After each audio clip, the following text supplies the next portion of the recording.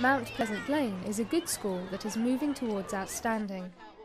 Target setting has been key in improving standards, from setting the overall school vision to looking at individual pupil targets. The targets that the Governor's set for the senior leadership team of the school really is from an overview, from a strategic point of view.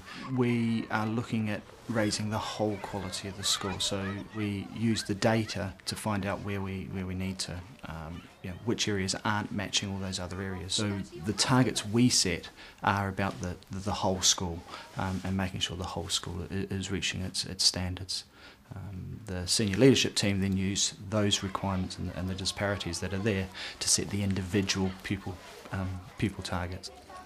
Within our tracking system, we have a report that shows a whole cohort. This actual cohort is a Year 4 cohort and is actually produced data from Year 1 all the way through to Year 4. It's very, very clear in terms of the actual colours it produces to show us where the children are at this moment in time. The green is identifying children who are making excellent progress. The white actually is actually showing the children who are on progress for their target, and the actual pink colour shows the children who are falling behind their targets, and they are the children we identify in our progress meeting.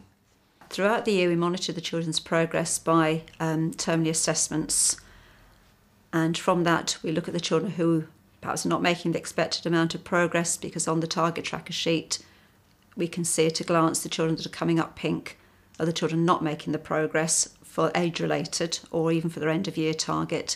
So those ones might specifically be targeted on pupil progress sheets where you're targeting extra support from them.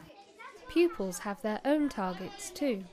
Well, the teachers give us a worksheet. It's usually got a chart on it, and it will say our targets and the starting date and when we've achieved them, how well we're doing. I prefer with the targets actually, because it gives me something to work at, and it doesn't let my mind wander. I want to achieve it. You focus more. Yeah, I focus more. It keeps you on that target, so because you want to get it. Making sure pupils stay on track is one thing, but what about the bigger picture?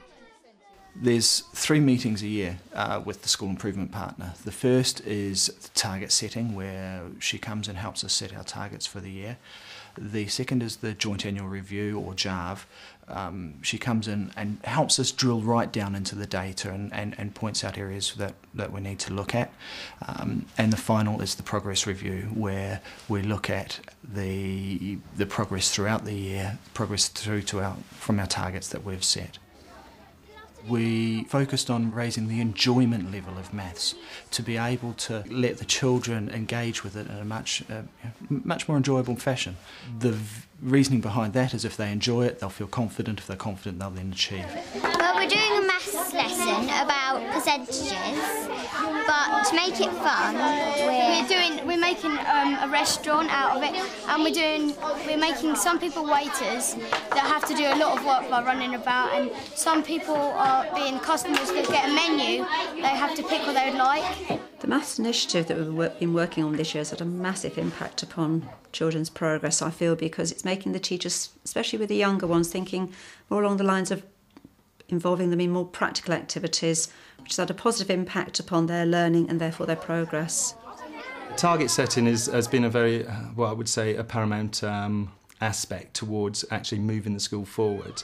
We are a school that, over the last 7 years as head teacher, we've moved quite far in terms of good, hopefully moving towards outstanding as a school, and that's what I hope for the future.